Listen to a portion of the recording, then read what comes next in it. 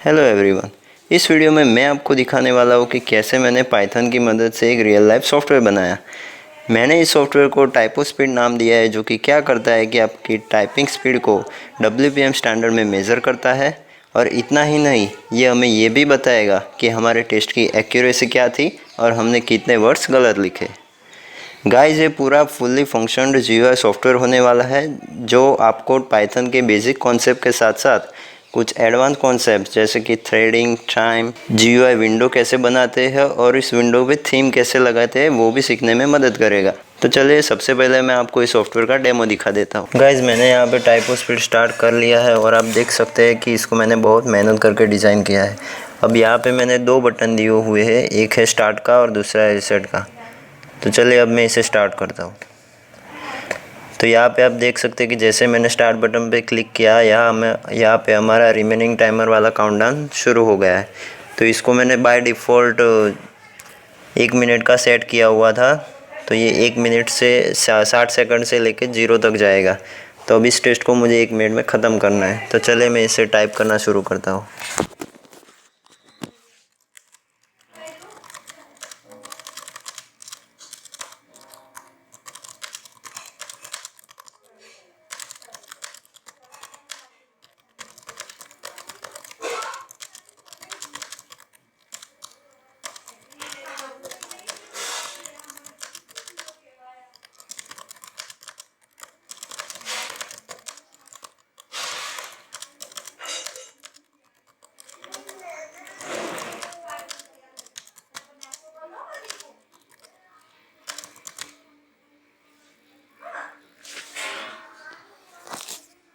तो गाइज़, ये हमारा टेस्ट ख़त्म हो गया है और आप यहाँ पे देख सकते हो कि मेरी वर्ड पर मिनट WPM यहाँ पे शो कर रहा है, जो कि 31 आई है।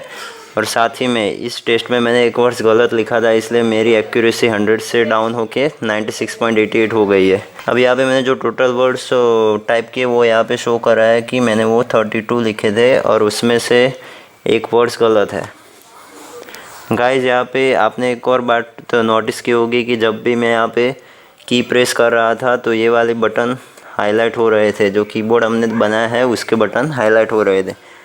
अगर मैं आपको दिखाऊँ, यहाँ पे मैं U प्रेस करता हूँ तो U वाला बटन हाईलाइट हो रहा है। तो आशा रखता हूँ गाइस कि ये सॉफ्टवेयर डेमो आपको पसंद आया होगा, और अगर पसंद आया है तो दबा दो लाइक बटन। और अब हम इससे बनाना शुरू करते हैं। तो मैं आ चुका हूँ मेरे कंप्यूटर में, और सबसे पहला हम काम जो करने वाले हैं वो एक नया फ़ोल्डर बनाएंगे। अब मैं न्यू फोल्डर पे क्लिक करता हूँ और उसका नाम लिखूँगा टाइपो स्पीड। अब इसे ओपन करूँगा और यहाँ पे राइट क्लिक करके ओपन विथ कोड करूँगा। अब इससे क्या होगा कि हमारा जो फोल्डर है वो विजुअल स्टूडियो कोड में ओपन हो जाएगा। अब हम हमारे विजुअल स्टूडियो कोड में आ गए हैं। अब यहाँ पे हम क्या करेंगे कि यहाँ पे जो लेफ़्ट में जो पैनल दी हुई है वहाँ पे न्यू फाइल पे हम क्लिक करेंगे और यहाँ पे हम नेम देंगे main.py। सो इससे एक नई पाइथन की फ़ाइल क्रिएट हो जाएगी। अभी हम वेलकम वाले को बंद कर देते हैं। अब डेवलपमेंट शुरू करने से पहले मैं आपको एक बात बताना चाहूँगा कि ये जो हमारा सॉफ्टवेयर है, इसमें हमने जो इसकी डिज़ाइनिंग की है या GUI कह लो, वो हमने पाइथन के tkinter लाइब्रेरी का यूज़ करके बनाया है। तो शायद आप tkinter से फेमिलियर हो गए, पर फिर भी आपको पहले tkinter के बारे में कुछ बातें क्लियर कर देना चाहता हूँ ताकि बाद में कोई कन्फ्यूज़न ना रहे। तो चलिए मैं बताता हूँ उसके बारे में। तो tkinter को यूज़ करने के लिए सबसे पहले हमें उसे इंपोर्ट करना पड़ेगा। तो चलिए सबसे पहले उसे इंपोर्ट करते हैं। तो मैं यहाँ पे एक लाइन लिखूँगा, import tkinter एस टिक्के। उसके बाद और एक चीज़ मैं आपको बता दूं कि अब हम जब भी कोई GUI बनाते हैं तो सबसे पहले हमें ज़रूरत पड़ती है एक विंडो की। तो उसे बनाने के लिए हमें यहाँ पे लिखना पड़ेगा रूट = टिक्के डॉट, ये टिक्के क्लास को हम एक्सेस करेंगे, और एक लास्ट में जो लाइन लिखनी होगी वो है रूट डॉट मेन लूप। अब इससे हमारी एक ब्लैंक विंडो क्रिएट हो जाएगी। अभी मेन लूप है जो वो करता क्या है कि हमारी जो विंडो होगी वो स्टेबल रहेगी। अगर हम ये लाइन नहीं लिखते तो हमारी विंडो सिर्फ 1 सेकंड के लिए आएगी और फिर चले जाएगी। तो ये लाइन लिखना कंपलसरी है। अब हमारा जो हम सॉफ्टवेयर डेवलप करेंगे उसका GUI इन दोनों लाइंस के बीच ही लिखने वाले हैं और ये बात कोई भी GUI डेवलप करने में लागू होती है। अब एक और बात, टिकिंटर में बहुत सारे विजेट होते हैं। विजेट माने मतलब ऐसे कंपोनेंट जैसे कि label, button, entry, frame, list box, जिससे हम GUI को बनाते हैं। अब मैं एक और बात बताता हूँ कि विजेट क्रिएट कैसे करते हैं। तो जैसे फॉर एग्ज़ाम्पल मुझे यहाँ अपनी रूट विंडो में एक लेबल ऐड करना है, तो उसे ऐड करने के लिए मैं क्या कर सकता हूँ, मैं उस लेबल का नाम पहले दूंगा, label1 is equal to tk dot label, और यहाँ पे मैं टेक्स्ट एट्रीब्यूट दूंगा और उसमें कुछ लिखूंगा, वेलकम टू बीबी कोडर गाय, और इसे मैं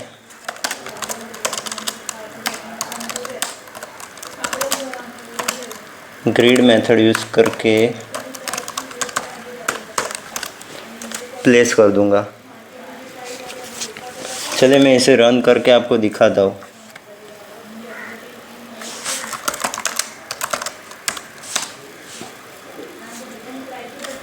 ये देखो यहाँ पे हमारा एक लेबल हमारी विंडो पे प्लेस हो गया है जिसमें लिखा है कि वेलकम टू बीबी कोडर का है।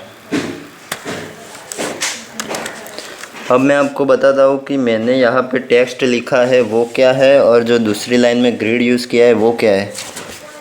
तो बेसिकली होता क्या है कि कोई भी विजेट हो उसके कई सारे एट्रीब्यूट्स होते हैं जिनसे हम विजेट को मैनेज करते हैं। जैसे कि कुछ एट्रीब्यूट्स मैं आपको बताऊँ, चलो मैं यहाँ पे मेंशन कर देता हूँ कुछ एट्रीब्यूट्स, जैसे कि टेक्स्ट हो गया, रिलीफ हो गया,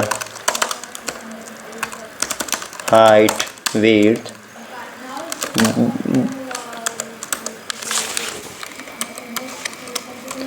BD, BG, BD, BG, FG। अब ये सारे एट्रीब्यूट होते हैं। जैसे कि हमने यहाँ पे जो टेक्स्ट डाला है उससे क्या हुआ कि लेबल के अंदर टेक्स्ट आएगा। वैसे ही एक रिलीफ होता है, रिलीफ 3D स्टाइलिंग देने के लिए इस्तेमाल किया जाता है, जिससे क्या हमारा लेबल में 3D स्टाइलिंग लग जाती है। और ये जो हाइट है वो लेबल की हाइट देने के लिए इस्तेमाल होता है, और विड्थ वैसे ही विड्थ देने के लिए इस्तेमाल होता है। और ये जो BD प्रॉपर्टी है वो बॉर्डर कितनी रहेगी वो दिखाता है, और BG और FG है वो कलर प्रॉपर्टीज़ है। BG से लेबल का बैकग्राउंड कलर और FG से लेबल का फोरग्राउंड कलर, मीन्स कि टेक्स्ट कलर चेंज होगा। और अब ये सारे जो एट्रीब्यूट्स मैंने यहाँ पे बताए वो जनरली सारे विजेट्स में कॉमन रहते हैं। अब मैं इसे कमेंट आउट कर देता हूँ। अब मैं आपको ये दूसरी लाइन दिखाता हूँ कि ये जो label1 डॉट ग्रिड लिखा तो उसमें ये ग्रिड मेथड क्या है। सो बेसिकली ये लाइन लिखना मैंडेटरी है, क्योंकि इसके बिना हमारा जो विजेट है वो शो नहीं करेगा विंडो में। तो अब अगर मैं ये लाइन लिखूँगा तो ही ये विजेट हमारा जो लेबल हमने क्रिएट किया है वो शो होगा। अब ये ग्रिड मेथड करता क्या है कि हमारा जो रूट विंडो है उसे एक 2D ग्रिड समझता है, और हमने जब उसमें रो और कॉलम एट्रीब्यूट देते हैं तो वो उस पर्टिकुलर कोऑर्डिनेट पे उस विजेट को प्लेस करता है। सो टिकिंटर में बेसिकली हमें यही चीज़ों का ध्यान रखना होता है। तो और आगे भी कई चीज़ें हैं जो हम अपने प्रोजेक्ट के दौरान सीखने वाले हैं। तो चलिए अब इस प्रोजेक्ट को बनाना स्टार्ट करते हैं। गाइस मैंने यहाँ पे हमारा सारा पुराना कोड क्लियर कर लिया है, और अब हम यहाँ पे सबसे पहला काम करेंगे टिकिंटर को इंपोर्ट करना। सो यहाँ पे मैं टाइप करता हूँ इंपोर्ट टिकिंटर एज टिक्के, और अब यहाँ पे हम एक विंडो बनाएंगे। सो मैं लिखता हूँ window is equal to tk dot tk, और यहाँ पे मैं लिखूँगा विंडो डॉट मेन लॉक। इससे हमारी एक बेसिक सी विंडो क्रिएट हो जाएगी। चलिए मैं इसे रन करके आपको दिखाता हूँ।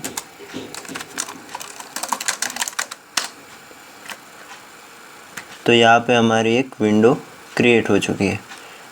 अब इस विंडो का डिफ़ॉल्ट टाइटल टिक्के है तो उसे हमें चेंज करना होगा।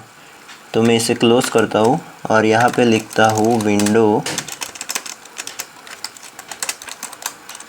डॉट टाइटल, और उससे मैं सेट करूँगा टाइपो स्पीड। सेव किया और अब इसे रन कर दें।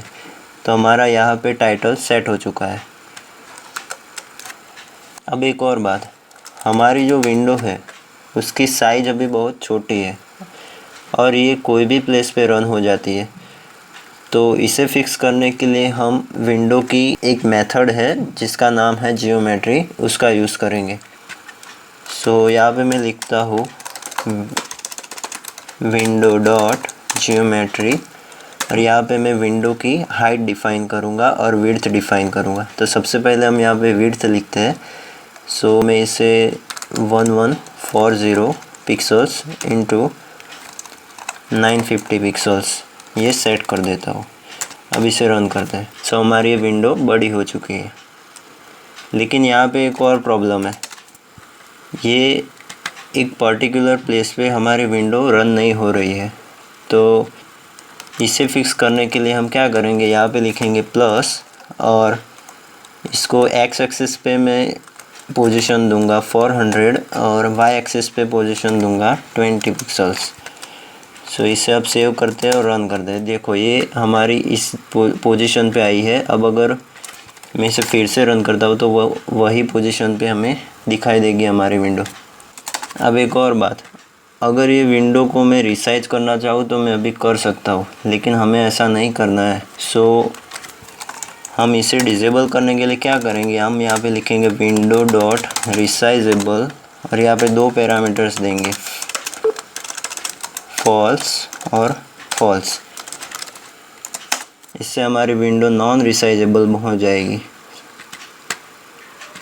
अभी हमारी विंडो का काम पूरा हो चुका है। अब सबसे पहली बात, हमारा जो सॉफ्टवेयर है वो मेनली 4 पार्ट्स में डिवाइडेड है। सो इसे अगर मैं आपको गिनवाऊँ तो हम टोटल 4 सेक्शंस बनाएंगे। पहला होगा टाइटल सेक्शन, दूसरा होगा टेस्ट सेक्शन, तीसरा होगा आउटपुट सेक्शन और चौथा होगा कीबोर्ड सेक्शन। और इन सेक्शन को बनाने के लिए हम टिकिंटर के फ्रेम विजेट का इस्तेमाल करेंगे। तो चलिए सबसे पहले मैं यहाँ पे मेंशन कर देता हूँ। सो यहाँ पे हमारी एक रहेगी मेन फ्रेम और इस मेन फ्रेम के अंदर हमारी जो चारों फ्रेम है वो रहने वाली। कौन सी चारों फ्रेम मैं यहाँ पे बताता हूँ। एक होगी टाइटल फ्रेम, दूसरी होगी टेस्ट फ्रेम, तीसरी आउटपुट फ्रेम और लास्ट वन कीबोर्ड फ्रेम। बस इन चारों के लिए हमें GUI डिज़ाइन करना है, फिर हमारा GUI कंप्लीट हो जाएगा।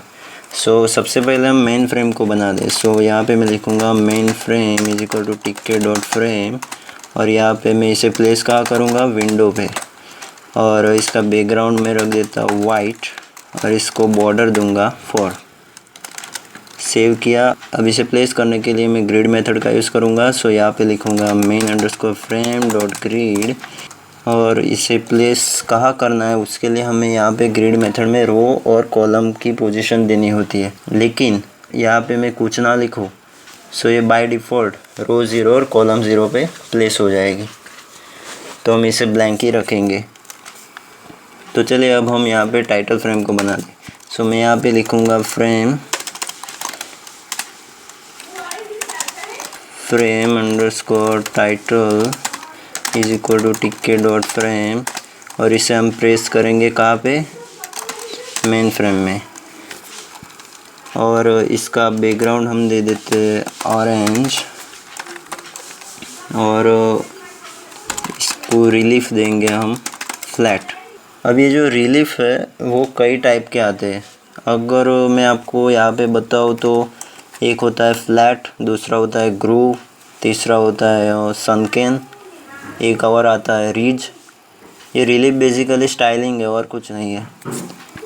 तो अब इस मेन फ्रेम वाली फ्रेम में जो हमने ये टाइटल फ्रेम रखी है उसको हम ग्रिड मेथड से प्लेस करेंगे। सो यहाँ पे मैं लिखूँगा ग्रिड और इसे हम प्लेस करेंगे रो इज इक्वल टू 0 और यहाँ पे अगर हम कुछ ना लिखें तो भी कुछ फ़र्क नहीं पड़ता है और कॉलम इज इक्वल टू 0। अब मैं इसे रन करके आपको दिखाता हूँ। तो आप यहाँ पे देख सकते हो एक यहाँ पे एक छोटी सी फ्रेम बन चुकी है जो कि है मेन फ्रेम हमारी। और एक और फ्रेम हमने बनाई थी जो थी टाइटल फ्रेम, लेकिन वो भी इसमें नहीं दिख रही है क्योंकि उसके अंदर हमने कोई विजेट रखा ही नहीं। तो चले एक विजेट रखते हैं, एक लेबल बनाते हैं टाइटल नाम का। सो यहाँ पे मैं लिखूँगा lbl_title is equal to tk.label और उसे हम प्लेस करेंगे फ्रेम टाइटल में और उसकी कुछ एट्रीब्यूट सेट करते हैं। सो हम यहाँ पे लिखेंगे टेक्स्ट इज इक्वल टू हमारे सॉफ्टवेयर का title means main heading typo speed और यहाँ पे उसको हम फॉन्ट देंगे एल्गेरियन 35 उसकी फ़ॉन्ट साइज और उसे हम कर देंगे बोल्ड। अब उसका बैकग्राउंड हम सेट करेंगे येलो और उसका फोरग्राउंड कलर सेट कर देंगे ब्लैक। रिलीफ भी दे देते हैं उसको ग्रूव और उसकी बॉर्डर रखेंगे 10 और एक और प्रॉपर्टी उसकी विड्थ उसे हम सेट कर देंगे 30। अब सेव कर दे, अब इसे प्लेस कर दे _title.grid row is equal to 0 और column is equal to 0। Save किया और इसे रन किया तो ये हमारा जो लेबल था वो क्रिएट हो चुका है। लेकिन यहाँ पे ये जो बॉर्डर है वो हमने जो ग्रूव सेट की थी वही दिख रही है। सो आप अगर इसे चेंज करना चाहें तो कर सकते हैं। मैं इसे यहाँ पे फ्लैट कर दूँगा। सो इस ग्रूव की जगह पे मैं यहाँ पे लिखूँगा फ्लैट, सेव करके रन करूँगा। सो ये हमारी विंडो क्रिएट हो चुकी है। अब यहाँ पे जो आप देख सकते हो कि यहाँ पे ये जो येलो बैकग्राउंड है और ये जो वाइट बैकग्राउंड है उसके बीच में गैप बहुत कम है और ये जो हमारी जो लेबल है वो एक अलग फ्रेम में ही रखा हुआ है जिसका कलर हमने ऑरेंज सेट किया था। तो उस ऑरेंज कलर को शो करने के लिए हम क्या करेंगे, यहाँ पे थोड़ा सा पैडिंग देंगे। सो यहाँ पे मैं लिखूँगा pad y is equal to 10 और सेव करके अब इसे रन करते हैं। तो आप यहाँ पे देख सकते हो यहाँ पे थोड़ा सा पैडिंग आ चुका है। तो अब ये हमारा टाइटल कुछ सही सा दिख रहा है। तो अब हम इसे क्लोज़ कर देते हैं और ये हमारी जो टाइटल फ्रेम थी उसका काम पूरा हो चुका है।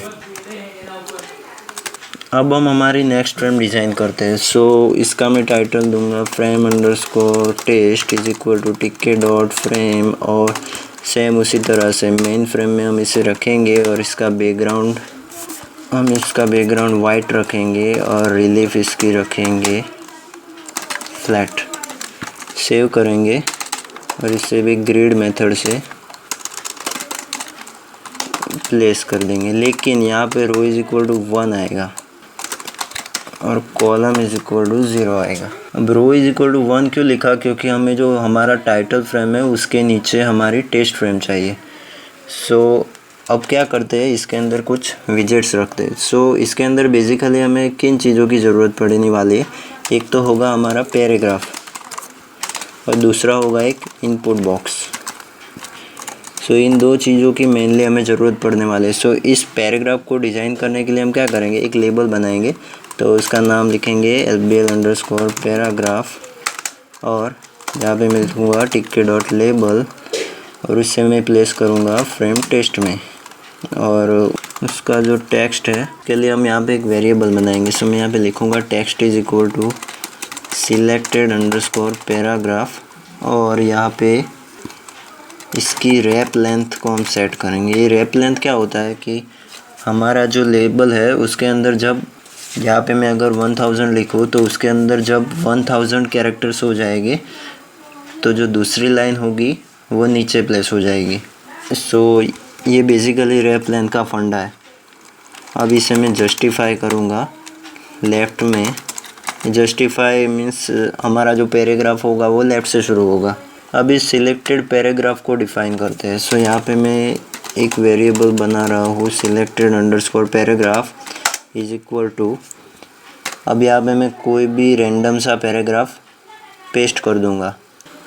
सो मैंने यहाँ पे एक रैंडम पैराग्राफ पेस्ट कर दिया है। आप कोई भी पैराग्राफ को पेस्ट कर सकते हो। अब मैं क्या करूँगा, हमारा जो लेबल था उसे ग्रिड कर दूँगा। यहाँ पे मैं पैरेंथेसिस को क्लोज़ कर दूँगा और सेव करते हैं। अब इसे रन करते हैं। सो ये जो हमारा पैराग्राफ है यहाँ पे शो कर रहा है। अब इसे क्लोज़ करता हूँ और क्या करता हूँ, यहाँ पे एक बॉक्स बना जाऊँ जिसके अंदर हम हमारा पैराग्राफ टाइप करेंगे।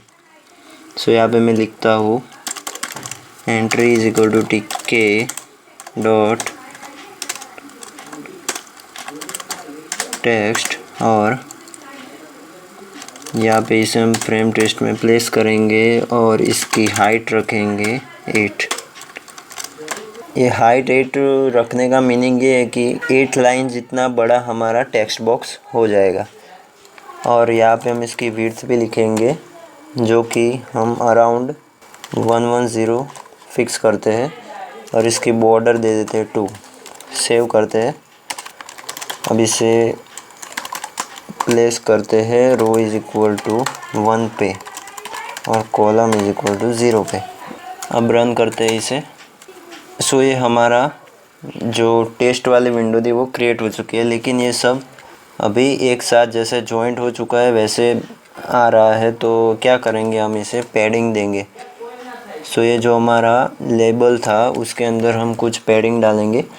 सो यहाँ पे मैं लिखूँगा pad Y is equal to 5, और यहाँ पे एंट्री बॉक्स था उसमें भी हम पैडिंग देंगे। सो यहाँ पे मैं लिखूँगा pad Y is equal to 5, और साथ में पैड एक्स भी हम इसमें देंगे, तो वो भी हम यहाँ पे लिखेंगे pad X is equal to 5। अब रन करते हैं तो ये अब कुछ ठीक दिख रहा है। अब हम एक काम करेंगे, ये यहाँ पे एक ऐसे फ्रेम बनाएंगे जो कि यहाँ पे लिखा हुआ है टेस्ट। सो मैं क्या करूँगा, यहाँ पे जो हमने अभी ये बेसिक फ्रेम बनाई थी उसकी जगह पे सिर्फ यहाँ पे मैं लिखूँगा लेबल फ्रेम, और इसको एक और एट्रीब्यूट दे दूँगा text is equal to test. अब इसे रन करते हैं तो ये हमारी टेस्ट विंडो क्रिएट हो चुकी है। और साथ में क्या करेंगे, ये जो रिलीफ मैंने फ्लैट दिया है उसकी जगह पे मैं ग्रूव दे दूँगा। तो हमारी टेस्ट विंडो बन चुकी है। चलिए अब बात करते हैं कि हमें आउटपुट फ्रेम में क्या क्या बनाना है। सो सबसे पहले एक काम करते हैं, यहाँ पे मैं फ्रेम बनाता हूँ frame underscore output is equal to TK dot frame, और यहाँ पे मैं इसको डालूँगा मेन फ्रेम में, और इसका बैकग्राउंड रख देते हैं वाइट, और इसको रिलीफ दे देते हैं फ्लैट। अब इसे ग्रिड कर देते हैं ग्रिड, और यहाँ पे मैं लिखूँगा रो इज इक्वल टू 2 और कॉलम इज इक्वल टू 0। अब यहाँ पे मैं आउटपुट फ्रेम में मेनली लेबल्स बनाने और बटन्स बनाने हैं। सो हमारी इसके अंदर एक और फ्रेम आएगी जिसका नाम होगा फ्रेम अंडरस्कोर लेबल्स टीके डॉट फ्रेम, और यहाँ पे एफ कैपिटल आएगा डॉट फ्रेम, और उसे हम प्लेस करेंगे फ्रेम अंडरस्कोर आउटपुट में, और उसका बैकग्राउंड कलर रख देंगे वाइट। इसे हम ग्रिड करते हैं dot grid row is equal to 0। अब ये जो हमारी लेबल फ्रेम है उसके अंदर मेनली जो हम सेक्शन बनाएंगे वो होंगे एल्पास्ट टाइम, फिर एक होगा रिमेनिंग टाइम, फिर होगा हमारी WPM, उसके बाद एक्यूरेसी, लास्ट में टोटल वर्ड्स और रॉन्ग वर्ड्स। अब ये जो एल्पास्ट टाइम है उसके 2 लेबल होंगे, जिसमें से एक होगा टाइटल और दूसरा होगा हमारा वर्किंग लेबल जो कि हमारे बैकएंड के साथ काम करेगा। और ये बात remaining time, WPM, accuracy, total words और रॉन्ग वर्ड्स सभी में लागू होती है। सो अभी एक काम करते हैं, यहाँ पे हम ये सभी लेबल को क्रिएट करते हैं। सो यहाँ पे मैं लिखता हूँ LBL अंडरस्कोर एल्पास्ट टाइम, एल्पास्ट टाइम लिखता हूँ, और यहाँ पे मैं लिखूँगा टीके डॉट फ्रेम टीके डॉट लेबल, और उसे हम डालेंगे फ्रेम अंडरस्कोर लेबल्स में, और इसका टेक्स्ट सेट कर देते हैं एल पास्ड टाइम, और इसको फॉन्ट दे देंगे ताहोमा 10 और बोल्ड। साथ ही में इसका फोरग्राउंड कलर हम रेड रखेंगे और बैकग्राउंड कलर इसका वाइट रखेंगे। अब एक और ऐसा लेबल बनेगा जो कि होगा एल पास्ड टाइमर। तो यहाँ पे मैं लिखता हूँ टिक्के डॉट लेबल, इसे हम प्लेस करेंगे फ्रेम अंडरस्कोर लेबल्स में, और यहाँ पे इसका टेक्स्ट रहेगा 0 और उसका फॉन्ट ताहोमा 10 बोल्ड, और फोरग्राउंड कलर उसका ब्लैक और बैकग्राउंड कलर उसका वाइट। इसे सेव करते हैं। अब इन दोनों को मैं प्लेस कर देता हूँ। तो यहाँ पे लिखूँगा रो इज़ इक्वल टू 0 और कॉलम इज़ इक्वल टू 1। फिर LBL underscore L passed timer dot grid, और रो इज़ इक्वल टू 0 और कॉलम इज़ इक्वल टू, यहाँ पे 1 आएगा और यहाँ पे 0 आएगा। सेव कर देते हैं। अब इसे मैं कट करके एल पास्ड टाइम में डाल देता हूँ यहाँ पे। इससे क्या हमारा कोड अच्छा दिखेगा। अब हमें लेबल्स के बीच में थोड़ी सी पैडिंग भी देनी है, तो यहाँ पे मैं क्या करूँगा, यहाँ पे मैं पैड एक्स दूँगा 10 और पैड वाई भी दूँगा 10। सेम यहाँ पे भी pad X is equal to 10 और pad Y is equal to 10। अब ये हम यहाँ पे कॉपी करते हैं और सब में पेस्ट कर देंगे और सिर्फ नाम चेंज कर देंगे। सो यहाँ पे हमें अब करना है रिमेनिंग टाइम। यहाँ पे मैं क्लिक करूँगा और यहाँ पे अल्टर दबा के क्लिक करूँगा, फिर लिखूँगा रिमेनिंग टाइम, सेव करूँगा, और यहाँ पे मैं कॉलम जो है वो चेंज कर दूँगा। यहाँ पे 2 करूँगा और यहाँ पे 3 करूँगा। सेव किया। अब नीचे आएंगे, यहाँ पे पेस्ट करेंगे और यहाँ पे मैं लिखूँगा WPM अंडरस्कोर टाइटल, और यहाँ पे सिर्फ WPM। यहाँ पे WPM अंडरस्कोर टाइटल और यहाँ पे WPM। अब यहाँ पे पेस्ट करेंगे। यहाँ पे हम लिखेंगे एक्यूरेसी अंडरस्कोर टाइटल, और यहाँ पे एक्यूरेसी अंडरस्कोर टाइटल, और यहाँ पे एक्यूरेसी। यहाँ पे हम कॉलम्स चेंज कर देंगे। यहाँ पे 4 आएगा और यहाँ पे यहाँ पे 5 आएगा। यहाँ पे 6 और यहाँ पे 7।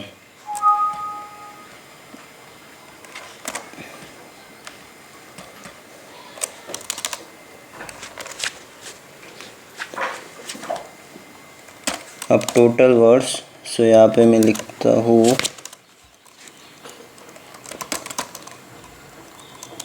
Total underscore words underscore title, total underscore words, total underscore words underscore title, और यहाँ पे total words.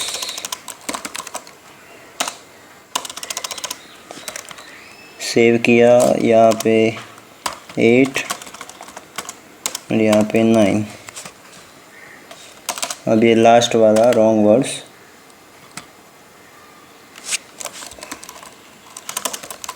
Wrong underscore words underscore title,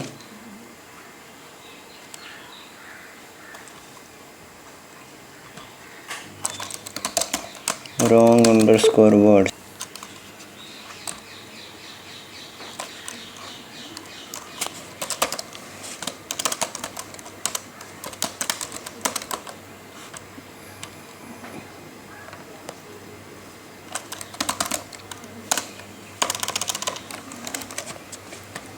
और यहाँ पे कॉलम को हम कर देंगे 10 और 10 और यहाँ पे 11। सेव किया। अब इसे रन करते हैं और देखते हैं python main.py। सो यहाँ पे हमारे सारे लेबल्स क्रिएट हो चुके हैं, पर यहाँ पे मैंने इनका जो टेक्स्ट था वो चेंज नहीं किया है। तो एक काम करते हैं, यहाँ पे हम सभी के टेक्स्ट को चेंज कर देते हैं। सो यहाँ पे पहले वाले में था एल पास्ट टाइम, दूसरे वाले में आएगा रिमेनिंग टाइम।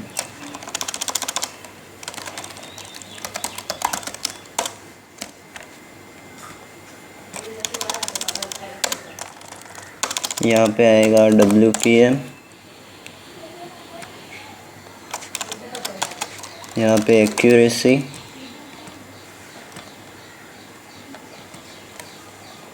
और ये आएगा रॉन्ग वर्ड्स।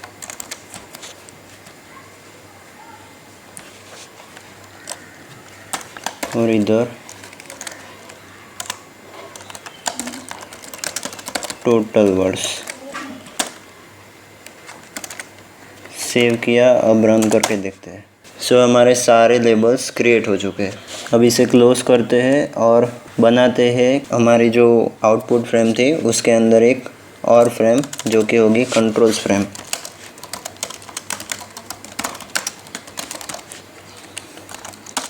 सो यहाँ पे मैं लिखूँगा frame underscore controls is equal to TK dot frame, और ये रहेगी हमारी फ्रेम अंडरस्कोर आउटपुट में, और इसका बैकग्राउंड होगा वाइट। यहाँ पे frame underscore controls dot grid row is equal to 1। अब यहाँ पे मेनली दो बटन्स हो गए, एक होगा स्टार्ट का, दूसरा होगा रीसेट का। सो यहाँ पे मैं लिखता हूँ स्टार्ट और रीसेट। तो ये पहला वाला बटन बनाते हैं। सो टिक इंटर में जो स्टैंडर्ड विजेट है उसमें बटन थोड़ा अगली सा दिखता है, तो उसके लिए हम क्या करेंगे, टिक इंटर का एक सब मॉड्यूल आता है जो कि है TTK, तो उसे हम इंपोर्ट करेंगे। यहाँ पे मैं जाऊँगा ऊपर और लिखूँगा from tick inter import TTK।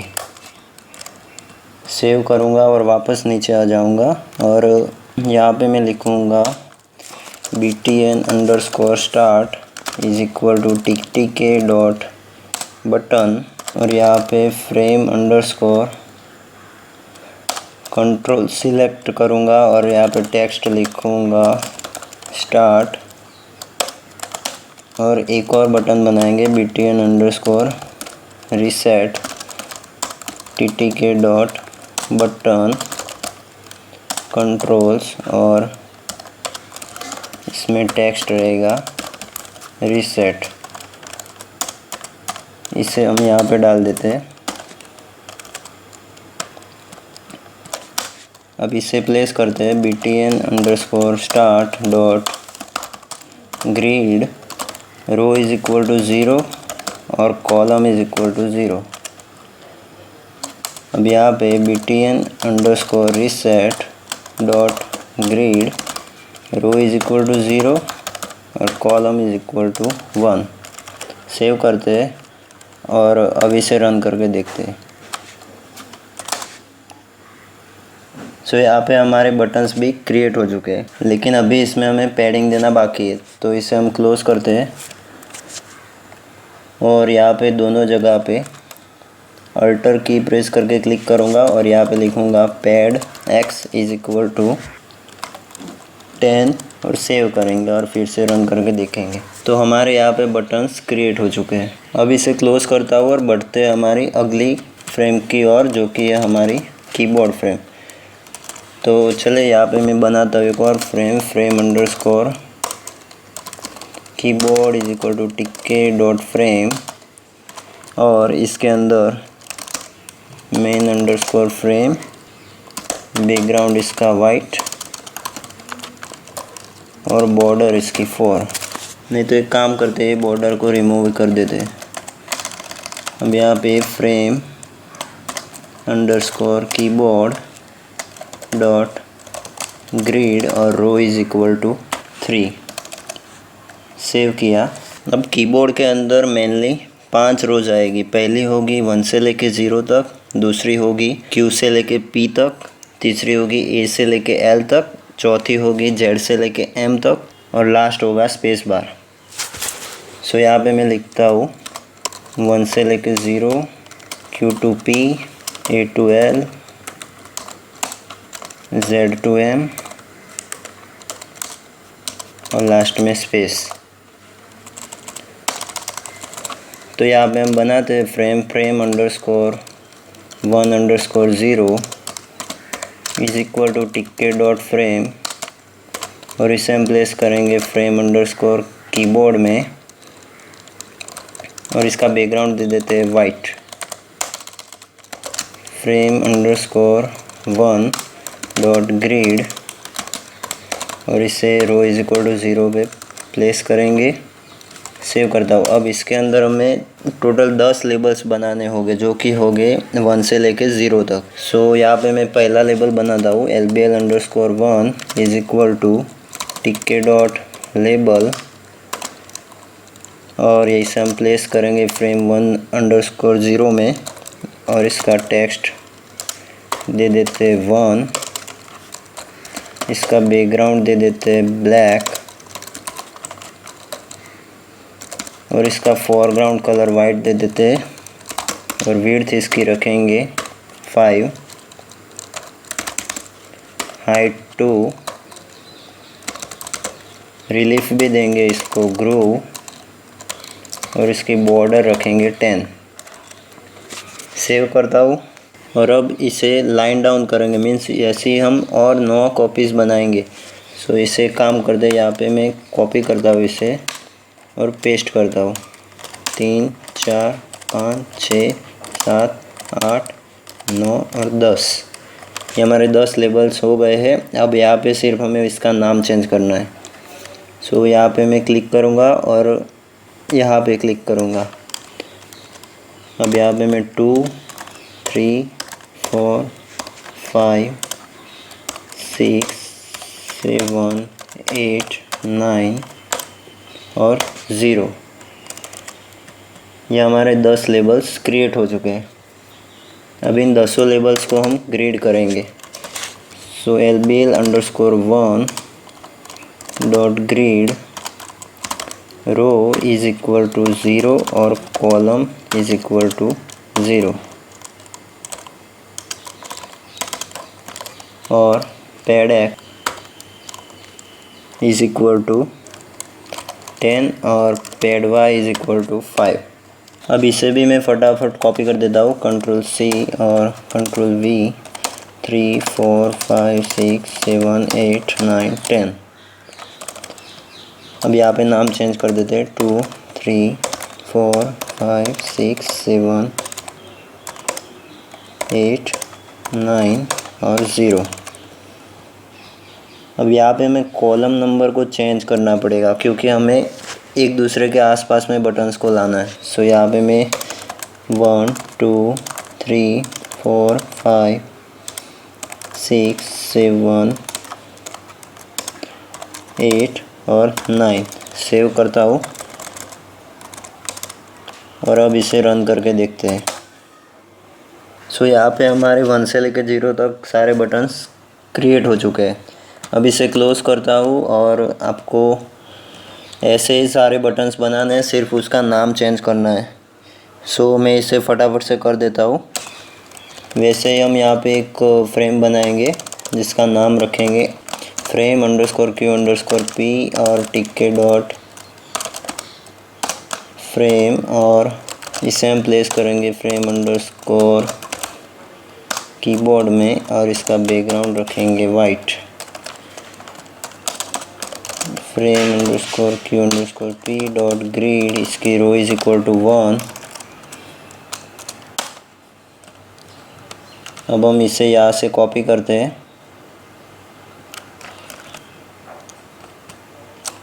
और यहाँ पे पेस्ट करते हैं। अब यहाँ पे सिर्फ हम जो नाम है वो चेंज करने वाले हैं। सो यहाँ पे Q, यहाँ पे W यहाँ पे ई, यहाँ पे are, T, Y, U, I, O और पी।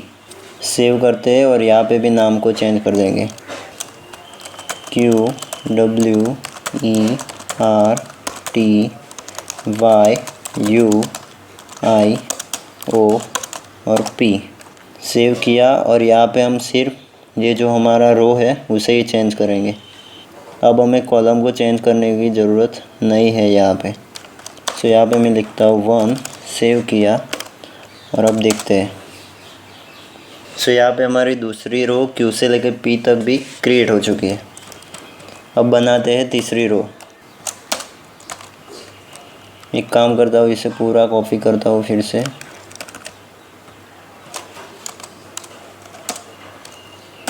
Ctrl V किया और यहाँ पे मैं नाम को चेंज कर देता हूँ A2L और ये हमारी आएगी रो नंबर 2 पे। और यहाँ पे नाम को चेंज कर देते हैं A S D F G H J K और L। और ये लास्ट वाले की हमें ज़रूरत नहीं है, यहाँ से भी हटा देते हैं। यहाँ पे A S D F G H J K और L और यहाँ पे रो 2 कर देंगे, 2 सेव। लेकिन एक और बात, हम यहाँ पे सेपरेट फ्रेम बना रहे हैं तो हमें यहाँ पे रो 2 करने की भी कोई ज़रूरत नहीं है। हम यहाँ पे सिर्फ रो 0 रख सकते हैं, हमें सिर्फ नाम बदलने हैं। यहाँ पे भी हम एक काम करेंगे, यहाँ पे भी हम रो 0 ही कर देंगे वापस से। सेव कर देते हैं और अब फिर से देखते हैं। सॉरी, यहाँ पे हमें नाम को चेंज करना पड़ेगा। सो यहाँ पे मैं क्लिक करूँगा,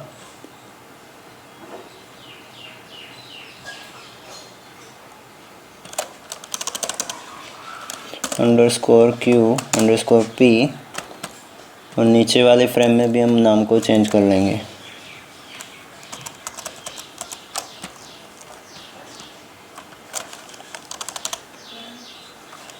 A_L सेव करते हैं और अब फिर से देखते हैं। सो ये हमारी 3 रोज़ क्रिएट हो चुकी है। अब बनाते हैं Z से लेके M तक वाली रो। फिर से एक बार मैं कॉपी करता हूँ और यहाँ पे पेस्ट करता हूँ Z to M और यहाँ पे Z X C B B N और M।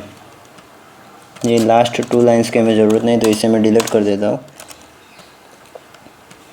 और यहाँ पे Z X C B B N और M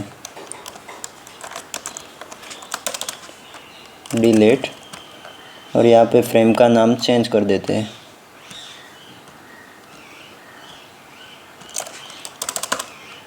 Z_M।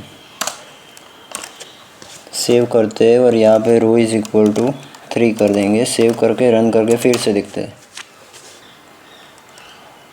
और यहाँ पे Z_M करके रन करके देखते हैं। तो हमारी चौथी लाइन भी क्रिएट हो चुकी है।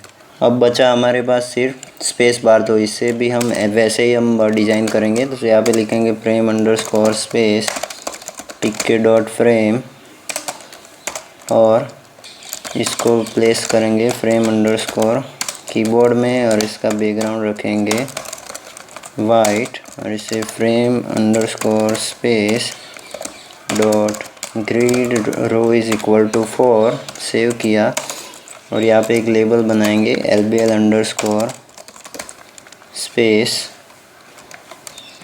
इसे कॉपी करते हैं यहाँ से Ctrl और यहाँ पे पेस्ट करते हैं। सेव किया, यहाँ पे मैं नाम चेंज कर देता हूँ स्पेस, और इसे हम प्लेस करेंगे फ्रेम अंडरस्कोर स्पेस में। इसका टेक्स्ट हम निकाल देते हैं और इसकी विड्थ को 40 सेट कर देते हैं। अब यहाँ पे LBL underscore space dot grid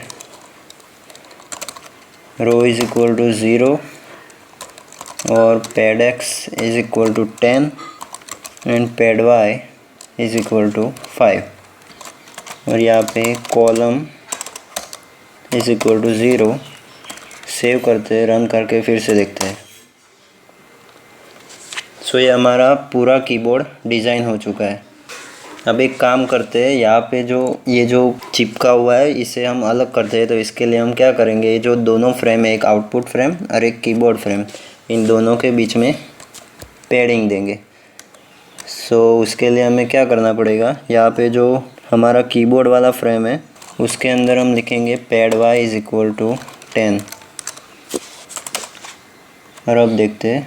सो यहाँ पे थोड़ी सी जगह हो गई है। अब पूरा GUI डिज़ाइन हो चुका है। अब हमें क्या करना है कि जो हमारा GUI है उसे थोड़ा स्टाइलिश बनाना है। तो उसके लिए हम क्या करेंगे, इसके अंदर एक थीम लगाएंगे। सो ये चीज़ करने के लिए आपको ज़रूरत पड़ेगी एक पाइथन के मॉड्यूल की। सो वो मॉड्यूल कौन सा है, आप यहाँ पे CMD को ओपन करना या फिर कोई भी टर्मिनल को ओपन करना और यहाँ पे लिखना पिप इंस्टॉल TTK थीम्स। मेरे अंदर ये मॉड्यूल पहले से इंस्टॉल्ड है, इसलिए मुझे ये करने की ज़रूरत नहीं है, लेकिन आप लोग इसे इंस्टॉल कर लेना। अब मैं इसे क्लोज़ करता हूँ और यहाँ पे मैं इंपोर्ट करता हूँ, इंपोर्ट TTK थीम्स STD। और मैं यहाँ पे क्या करूँगा, ये जो हमने विंडो में tk.tk लिखा था, यहाँ पे मैं सिर्फ tt.themed tk लिखूँगा, सेव करूँगा। अब यहाँ पे मैं क्या करूँगा, यहाँ पे लिखूँगा विंडो डॉट गेट थीम्स और यहाँ पे मैं लिखूँगा विंडो डॉट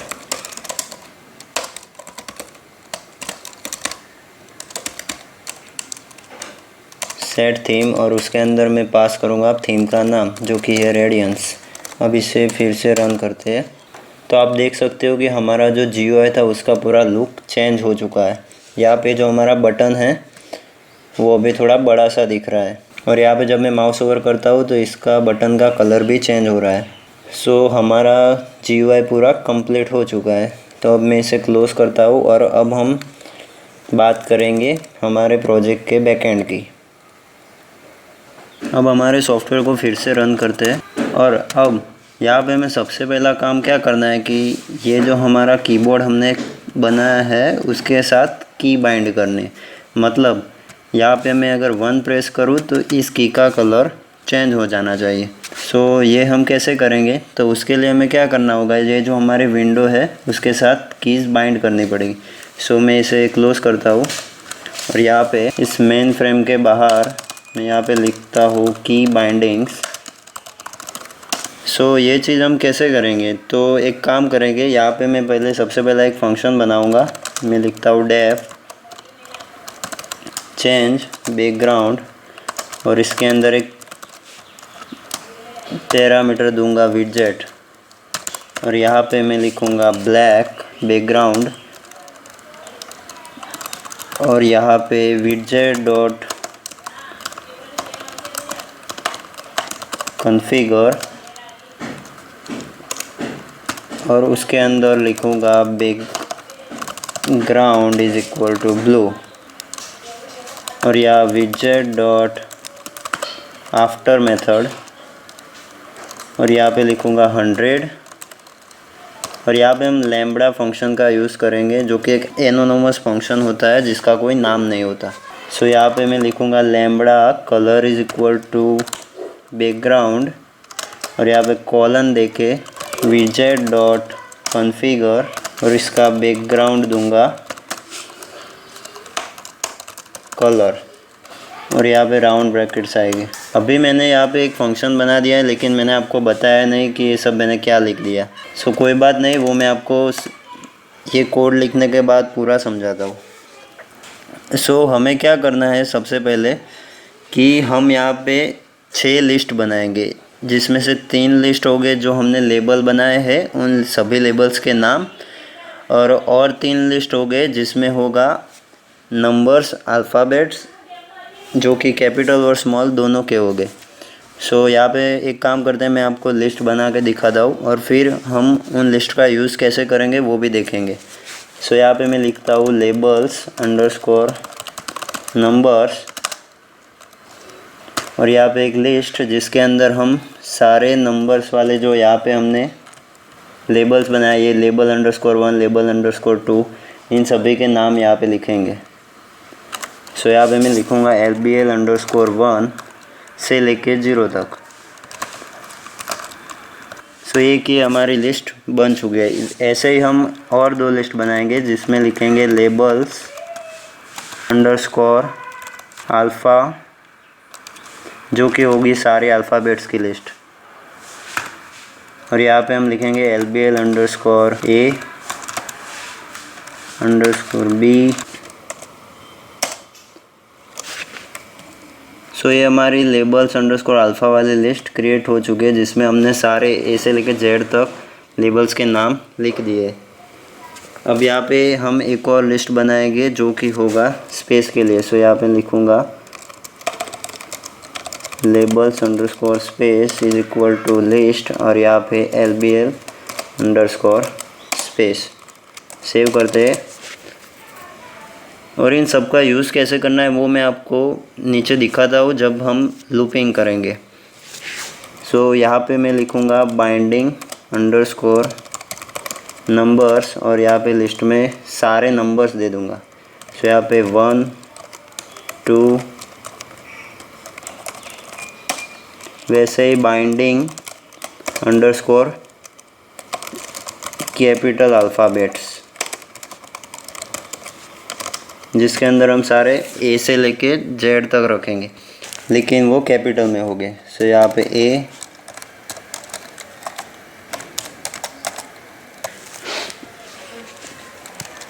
और यहाँ पे मैं एक और लिस्ट बनाऊंगा बाइंडिंग अंडरस्कोर स्मॉल अल्फ़ाबेट्स, और यहाँ पे लिखूँगा A B। सेव कर दें।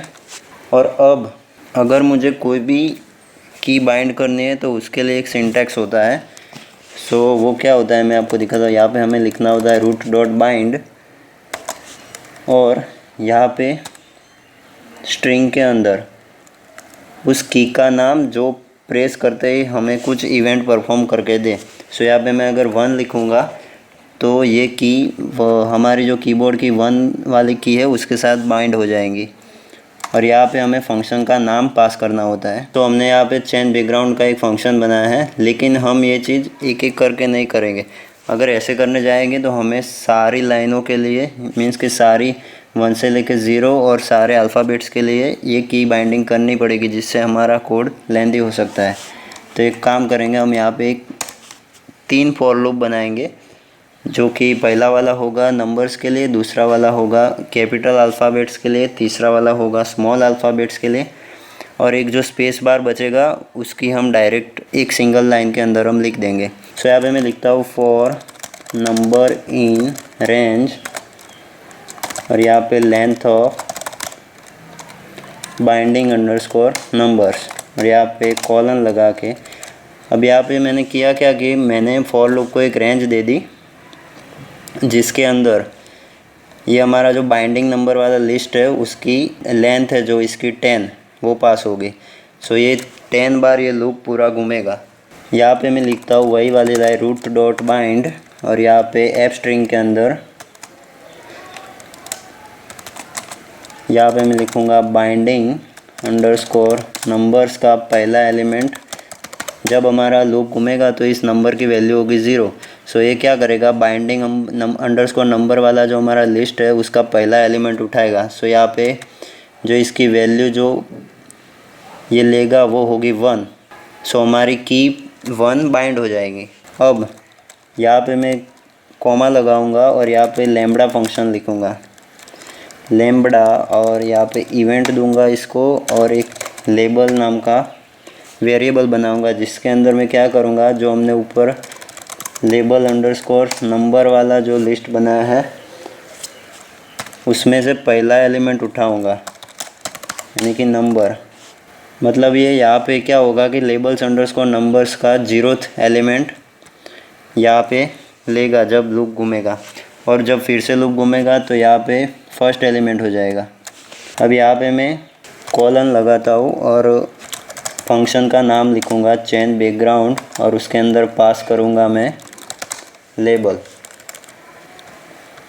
सो बेसिकली इससे होगा क्या कि जब भी ये लूप घूमेगा तो ये हमारा जो लेबल का नंबर है वो इसके अंदर पास होगा विजेट वाले एलिमेंट में, और इससे पूरा जो ये हमारा फंक्शन कॉल होगा, अब इसका जो डिफ़ॉल्ट कलर रहेगा वो ब्लैक होगा, और जब विजेट डॉट कॉन्फ़िगर हम करेंगे तो उसका बैकग्राउंड ब्लू हो जाएगा।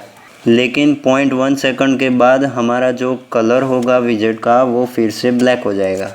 यानी कि अगर मैं एक की प्रेस करूँगा तो उसका डिफ़ॉल्ट कलर पहले ब्लैक होगा, फिर बाद में क्या होगा कि जब मैं की प्रेस करूँगा तो उसका कलर ब्लू हो जाएगा, और 0.1 सेकंड के बाद उसका कलर फिर से ब्लैक हो जाएगा। तो ये विजेट डॉट आफ्टर मेथड है, इससे हम क्या कर सकते हैं कि एक पर्टिकुलर टाइम के लिए किसी भी विजेट की प्रॉपर्टी को चेंज कर सकते हैं। और यहाँ पे भी मैंने लैम्बडा फंक्शन का इस्तेमाल किया है। सो अब इसे सेव करते हैं। अब यहाँ पे सॉरी मैंने हमारी जो विंडो है उसका नाम विंडो रखा है, ना कि रूट। सो इसे सेव कर दूंगा वापस से। अब क्या करेंगे, हम ऐसे ही 2 और फॉर लूप बनाएंगे। सो इसे कॉपी करता हूँ, यहाँ पे विंडो। अब यहाँ पे इसे पेस्ट करता हूँ, और यहाँ पे हम नाम को सिर्फ चेंज करें। यहाँ पे मैं लिखूँगा अल्फ़ाबेट, और यहाँ पे बाइंडिंग अंडरस्कोर कैपिटल अल्फ़ाबेट्स, यहाँ पे कैपिटल अल्फ़ाबेट्स, और यहाँ पे आएगा अल्फ़ाबेट। यहाँ पे लेबल्स अंडरस्कोर अल्फ़ा, ये हमारा एक और क्रिएट हो चुका है। इसे कॉपी करता हूँ, फिर से पेस्ट करके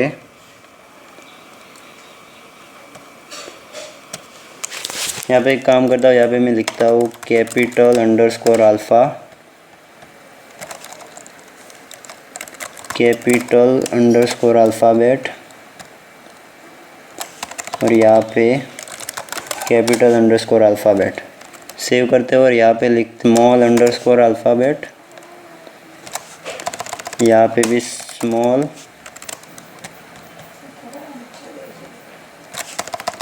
यहाँ पे अगेन स्मॉल, और यहाँ पे स्मॉल अंडरस्कोर अल्फ़ाबेट, पे लेबल्स अंडरस्कोर अल्फ़ा, और यहाँ पे आएगा स्मॉल अंडरस्कोर अल्फ़ाबेट। सेव करते हैं, अब रन करके देखते हैं। सो अब जैसे कि मैं यहाँ पे ए प्रेस कर रहा हूँ तो ए वाला बटन है वो हाईलाइट हो रहा है। अब ऐसे ही मैं कोई भी की प्रेस करूँ तो वो वाला बटन हाईलाइट होगा सिर्फ 0.1 सेकंड के लिए, बाद में इसका कलर जैसा था वैसे ही डिफ़ॉल्ट हो जाएगा। अब हमने जो स्पेस वाली की है उसे बाइंड नहीं किया है तो उसे भी कर देते हैं। सो यहाँ से मैं इसे कॉपी करूँगा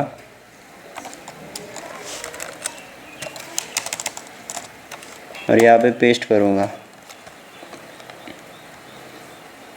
और यहाँ पे मैं एफ स्ट्रिंग ना यूज़ करके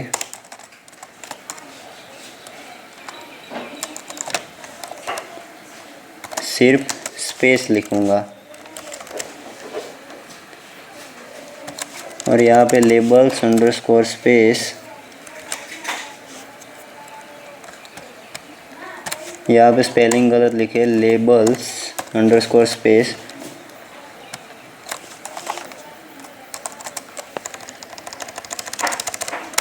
और यहाँ पे हमें लेबल्स अंडरस्कोर स्पेस का 0th एलिमेंट। सो सेव करते हैं। अब इसे फिर से रन करके देखते हैं। सो हमारा स्पेस वाला बटन भी बाइंड हो चुका है। अब हमने हमारे सॉफ्टवेयर का GUI का पार्ट था वो पूरा कंप्लीट कर लिया है। अब हमें क्या करना है कि हमारे सॉफ्टवेयर के अंदर कुछ फंक्शनैलिटीज़ ऐड करनी है। जैसे कि अगर मैं यहाँ पे स्टार्ट बटन पे क्लिक करूँ तो हमारा जो यहाँ पे रिमेनिंग टाइम वाला और एलपास्ड टाइम वाला जो टाइमर है वो स्टार्ट होना चाहिए। और साथ ही में हम इस टेक्स्ट बॉक्स को जब हम ये टेस्ट विंडो स्टार्ट करेंगे तो डिसेबल रखने वाले। तो जैसे ही मैं अगर स्टार्ट पे क्लिक करूँगा तो ये साथ ही में ये वाला जो टेक्स्ट बॉक्स है वो भी एनेबल होना चाहिए। और ये जो हमारा रीसेट बटन है इसकी भी हमें कोडिंग करनी होगी। तो एक काम करते हैं, चलिए इसे करते हैं स्टार्ट। सो इसे मैं क्लोज़ कर देता हूँ। और सबसे पहले हम क्या करेंगे, जो हमारे वो बटन है उसे डिसेबल कर देंगे। तो यहाँ पे मैं जाऊँगा और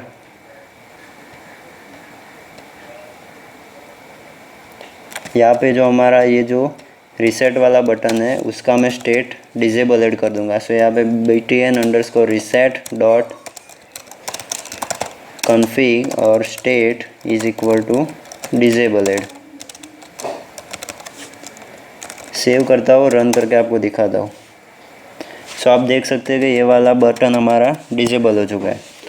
अब हम क्या करेंगे, सबसे ऊपर जाएंगे और इस वाले सेक्शन को मैं अलग कर देता हूँ और यहाँ पे एक बड़ी सी लाइन कमेंट मार देता हूँ। यहाँ पे लिखूँगा GUI, मतलब ये नीचे वाला पार्ट हमारा पूरा GUI का है और ऊपर वाला पार्ट में हम पूरा बैकएंड लिखेंगे। सो सबसे पहले हम क्या करेंगे, यहाँ पे कुछ इनिशियल वेरिएबल्स डिफ़ाइन करेंगे। वेरिएबल्स, सो एक वेरिएबल होगा हमारा टाइम लिमिट जिसको हम 60 सेट कर देंगे। फिर एक होगा रिमेनिंग टाइम,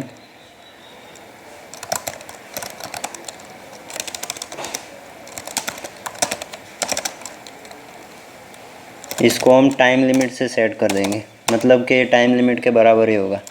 फिर एक होगा एलपास्ड टाइम जो होगा 0 और एक होगा एलपास्ड टाइम इन मिनट। अब ये मिनट वाला मैंने क्यों बनाया है मैं आपको बाद में बताता हूँ। फिर एक होगा हमारा टोटल वर्ड्स, जो कि वर्ड्स कितने वो काउंट करेगा। और एक होगा रॉन्ग वर्ड्स, जो कि हमने रॉन्ग वर्ड्स कितने लिखे वो काउंट करेगा। फिर एक होगा WPM जो हमें WPM शो करेगा। और एक होगा एक्यूरेसी जो हमें एक्यूरेसी शो करेगा। सो ये सारे हमारे इनिशियल वेरिएबल है। और ये जो रिमेनिंग टाइम है उससे क्या होगा कि जब हम हमारा सॉफ्टवेयर स्टार्ट करेंगे तो इसकी डिफ़ॉल्ट वैल्यू 60 होगी, जो कि एक काउंटडाउन शुरू होगा और धीरे धीरे डिक्रीज़ होती जाएगी। और जो वैल्यू डिक्रीज़ होगी वो एलपास्ड टाइम में आ जाएगी, जो कि होगा हमारा बीता हुआ टाइम। और वो जब टाइम लिमिट के इक्वल होगा तो हमारा टेस्ट ख़त्म हो जाएगा। तो अब हम क्या करेंगे, यहाँ पे एक फंक्शन बनाएंगे डेफ स्टार्ट अंडरस्कोर टाइमर, जो कि क्या काम करेगा, हमारे टाइमर को स्टार्ट करेगा। इससे पहले मैं क्या करता हूँ, जो हमारा रिमेनिंग टाइम वाला जो लेबल है उसका डिफ़ॉल्ट वैल्यू में 60 कर देता हूँ। सो ये हमारा रिमेनिंग टाइमर वाला, सो यहाँ पे मैं 60 करूँगा और इसे सेव कर दूँगा। अब मैं यहाँ पे जाऊँगा और यहाँ पे फंक्शन को लिखना स्टार्ट करूँगा। सो हमें हमारा जो एलपास्ड टाइम है उसका टाइमर बढ़ाना है। तो उसके लिए हम क्या करेंगे, हमें इसकी वैल्यू ग्लोबल ही चेंज करनी है। मतलब ये जो फंक्शन है उसका स्कोप कितना होता है सिर्फ फंक्शन के अंदर ही होता है, लेकिन हम इस एलपास्ड टाइम को हमारा जो WPM है उससे काउंट करने में यूज़ करने वाले हैं। सो यहाँ पे मैं लिखूँगा ग्लोबल एलपास्ड टाइम और यहाँ पे मैं लिखूँगा एंट्री डॉट फोकस, मतलब जो हमारा एंट्री बॉक्स है उसके अंदर ये कर्सर आ जाएगा जब भी हम स्टार्ट बटन पे क्लिक करेंगे। अब क्या करूँगा, एंट्री डॉट कॉन्फ़िग और इसका स्टेट में नॉर्मल कर दूँगा। लेकिन अभी हमने इसको डिफ़ॉल्ट वैल्यू जो है वो डिसेबल नहीं किए। तो एक काम करेंगे, हम यहाँ पे जाएंगे नीचे और ये जो हमारा इनपुट बॉक्स है यहाँ पे एंट्री डॉट कॉन्फ़िग और इसका स्टेट हम डिसेबल ऐड कर देंगे। अब यहाँ पे वापस आते हैं और यहाँ पे लिखते हैं button underscore start dot config और इसका स्टेट हमें, जब हम स्टार्ट बटन पे क्लिक करेंगे तो इसका स्टेट हमें डिसेबल करना है, क्योंकि हम दूसरी बार उस पर क्लिक नहीं कर सकते। सो यहाँ पे मैं लिखूँगा state is equal to disabled और यहाँ पे बटन अंडरस्कोर रीसेट था हमारा, उसे मैं कॉन्फ़िग करके state is equal to disabled कर दूँगा। अब एक काम करेंगे, हम यहाँ पे एक फॉर लूप बनाएंगे। मैं लिखता हूँ यहाँ पे for time in range of 1 to time limit +1। अब ये मैंने क्या किया कि हमारा जो टाइम रहेगा वो हमने जो टाइम लिमिट डिफ़ाइन की होगी, मीन्स के यहाँ पे मैं अगर 60 वैल्यू डिफ़ाइन की हुई है, सो ये हमारा लूप 60 सेकंड तक घूमेगा।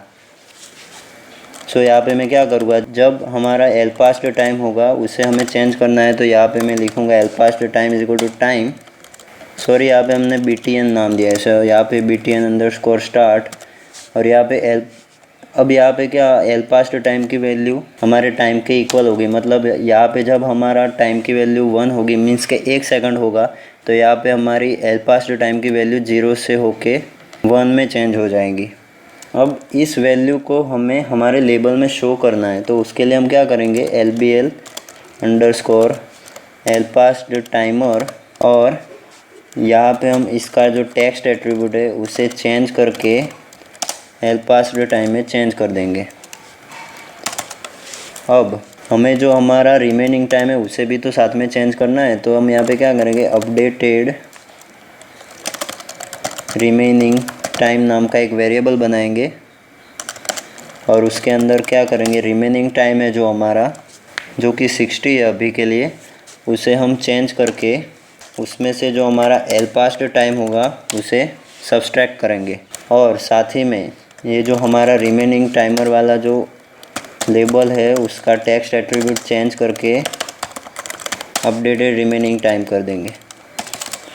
अब ये जो हमारा लूप है वो बहुत ही तेज़ी से घूमता है। सो वो बहुत तेज़ी से ना घूमे, इसके लिए हम क्या करेंगे, टाइम मॉड्यूल का इस्तेमाल करेंगे। सो यहाँ पे मैं क्या करूँगा, यहाँ पे इंपोर्ट करूँगा, इंपोर्ट टाइम एज TM और यहाँ पे मैं नीचे लिखूँगा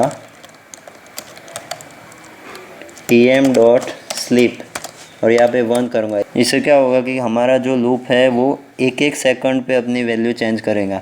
मतलब पहली जब वैल्यू इसकी 1 होगी तो 1 सेकंड के बाद इसकी वैल्यू चेंज होकर 2 होगी।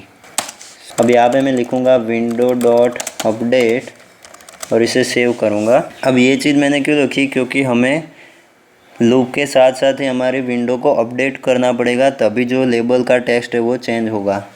तो ये हमारा फॉर लूप का काम ख़त्म हो गया है। अब हम यहाँ पे क्या करेंगे, जब हम स्टार्ट टाइमर का काम ख़त्म हो जाएगा तो हमारा जो एंट्री विजेट है उसको फिर से हमें डिसेबल करना होगा। सो यहाँ पे मैं लिखेंगे state is equal to disabled और यहाँ पे जो BTN अंडरस्कोर रीसेट है उसका कॉन्फ़िग करके हम उसका स्टेट नॉर्मल कर देंगे। अब इसे सेव कर देते हैं। अब मैं आपको दिखाता हूँ कि हमारा जो टाइमर है वो वर्क करता है कि नहीं। तो इसके लिए हम क्या करेंगे, जो हमारा स्टार्ट वाला बटन जो हमने बनाया था, ये जो BTN अंडरस्कोर स्टार्ट, उसके अंदर हम एक एट्रीब्यूट दूंगे कमांड इज इक्वल टू और हमारा फंक्शन का नाम जो कि है स्टार्ट टाइमर। अब इसे सेव करता हूँ और आपको रन करके दिखाता हूँ। सो हमारा ये सॉफ्टवेयर स्टार्ट हो चुका है। अब मैं यहाँ पे स्टार्ट पे क्लिक करूँगा। सो आप यहाँ पे देख सकते हो कि हमने यहाँ पे क्लिक कर लिया है और हमारा जो रिमेनिंग टाइम वाला जो काउंटडाउन है वो भी शुरू हो गया है और साथ ही में एल पास्ट टाइम वाला भी शुरू हो चुका है। लेकिन यहाँ पे एक प्रॉब्लम है कि हम जब दो चीज़ साथ में करते हैं तो हमारी जो ये विंडो है वो थोड़ी सी हैंग हो रही है। अब अगर यहाँ पे मैं आपको कुछ टाइप करके दिखाऊँ तो आप यहाँ पे देख सकते हो कि हमारा जो टेक्स्ट है वो थोड़ी देर बाद टाइप हो रहा है। मैं यहाँ पे कीज़ पहले प्रेस कर रहा हूँ लेकिन जो टेक्स्ट है वो थोड़ी देर बाद प्रिंट हो रहा है। तो ये प्रॉब्लम को सॉल्व करने के लिए हम थ्रेडिंग का इस्तेमाल करने वाले, लेकिन वो चीज़ मैं आपको थोड़ी देर बाद बताता हूँ। सबसे पहले हम क्या करेंगे, ये जो हमारा सेक्शन अभी बाकी है WPM एक्यूरेसी, टोटल वर्ड्स और रॉन्ग वर्ड्स, इसे काउंट करने के लिए हम एक फंक्शन बना देंगे। सो आप जैसे कि देख सकते हो कि हमारा ये बटन रीसेट वाला जो था वो डिसेबल था, लेकिन अब जब ये टाइमर ख़त्म हो गया तो यहाँ पे ये एनेबल हो चुका है। लेकिन अभी इसमें हमने कुछ कोडिंग नहीं किया तो ये अभी वर्क नहीं करेगा। सो अब इसे हम क्लोज़ कर देते हैं।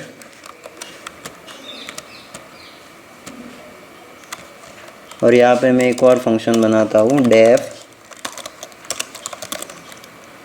काउंट।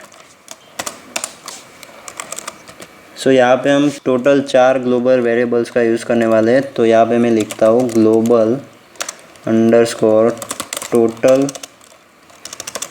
रॉन्ग अंडरस्कोर वर्ड्स, फिर ग्लोबल एल पास्ट टाइम, उसके बाद global L past time in minute and last में global accuracy.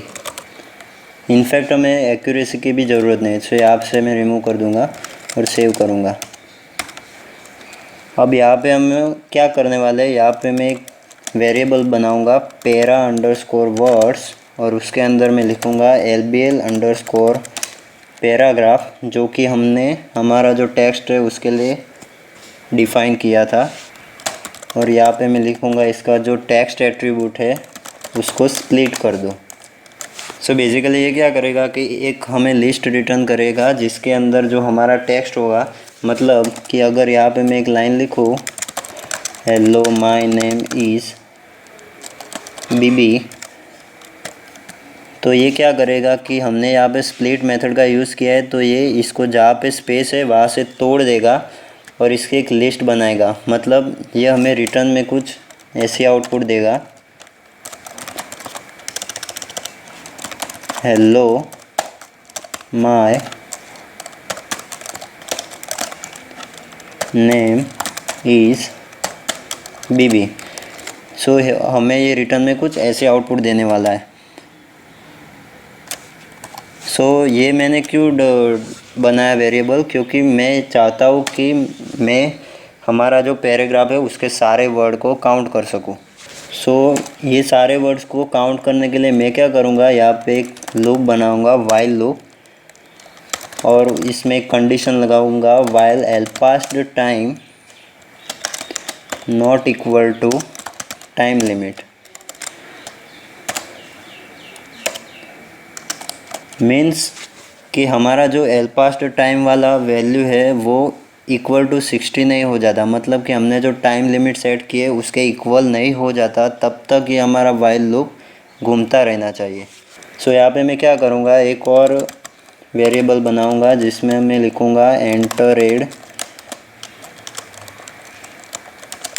Paragraph is equal to entry, जो विजेट बनाया है उसकी हम वैल्यू गेट करेंगे। गेट मेथड से हम क्या कर सकते हैं, जो हम एंट्री में लिखते हैं वो सारा टेक्स्ट स्ट्रिंग के रूप में गेट कर सकते हैं।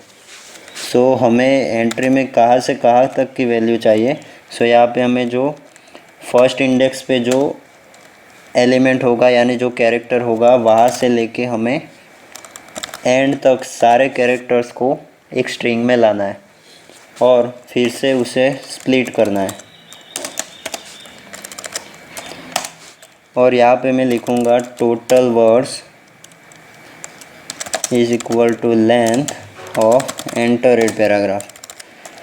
सो इससे क्या हुआ, जो हमने जो टोटल वर्ड्स लिखे होंगे हमारे एंट्री में ड्यूरिंग द टाइपिंग, वो इस एंटरेड वाले पैराग्राफ में एक स्ट्रिंग के रूप में स्टोर हो जाएंगे, मीन्स के एक लिस्ट के रूप में स्टोर हो जाएंगे। और हम उस लिस्ट की लेंथ को फाइंड आउट कर सकते हैं। तो क्या होगा, हमें टोटल वर्ड्स हमने कितने लिखे हैं वो नंबर मिल जाएगा। तो हमारे पास अब दो लिस्ट है, एक है पैरा अंडरस्कोर वर्ड्स और दूसरा है एंटरेड पैराग्राफ। इन दोनों ही लिस्ट में हमारी वैल्यूज़ है। अब हम इन लिस्ट का यूज़ कैसे करने वाले हैं कि हम इन दोनों ही लिस्ट को कंपेयर करेंगे।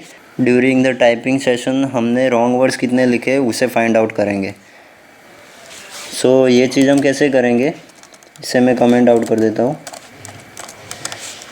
तो अब मैं यहाँ पे क्या करूँगा, for pair in list of jeep, और यहाँ पे हमारे जो दो लिस्ट है उनके नाम पास करूँगा, पैरा अंडरस्कोर वर्ड्स और एंटर्ड पैराग्राफ।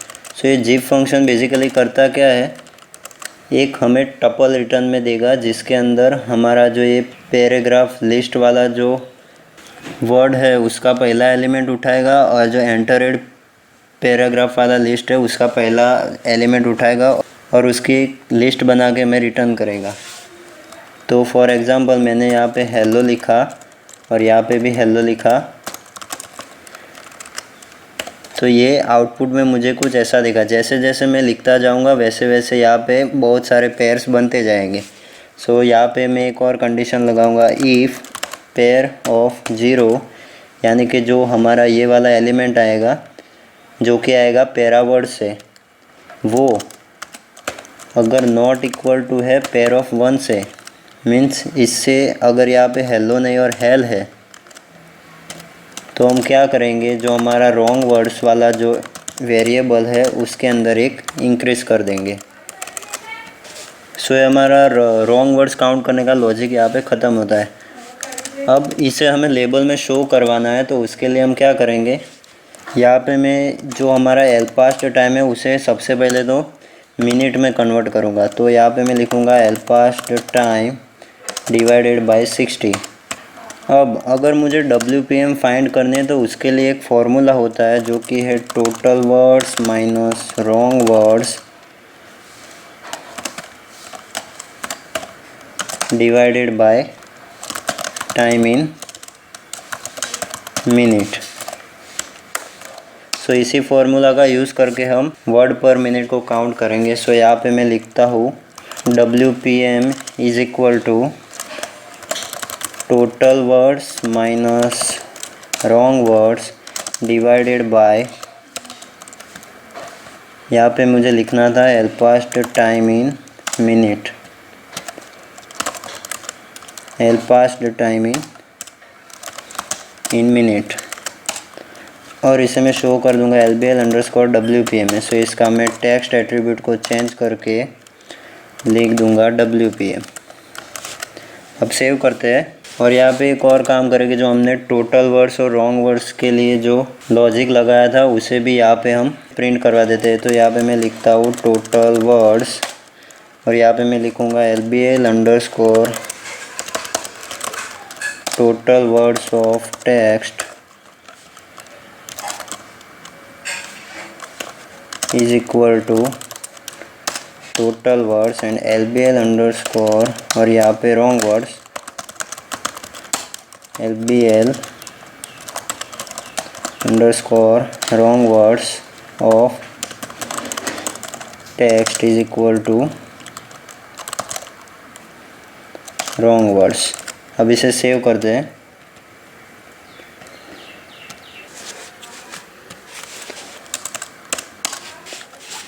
अब एक और बात, जैसे कि मैंने आपको पहले बताया था कि जब हम टाइमर को स्टार्ट कर रहे थे तो हमारी विंडो थोड़ी सी हैंग हो रही थी, तो उसके लिए हमें थ्रेडिंग का इस्तेमाल करना था। और साथ ही में जब भी हमें एक साथ दोनों फंक्शन यूज़ करने हैं, मीन्स के हमने जो यहाँ पे ऊपर दो फंक्शन बनाया, एक जो हमारा टाइमर वाला फंक्शन और दूसरा ये हमारा काउंट वाला फंक्शन, इन दोनों को एक साथ में एक ही बटन से वर्क कराना है, तो उसके लिए हमें थ्रेडिंग का यूज़ करना बेहद ज़रूरी है। तो इसके लिए हम क्या करेंगे, यहाँ पे एक और फंक्शन बनाएंगे डेफ स्टार्ट नाम का, और यहाँ पे मैं ऊपर जाके इंपोर्ट करूँगा एक लाइब्रेरी इंपोर्ट थ्रेडिंग, और यहाँ पे नीचे आके थ्रेड बनाऊँगा।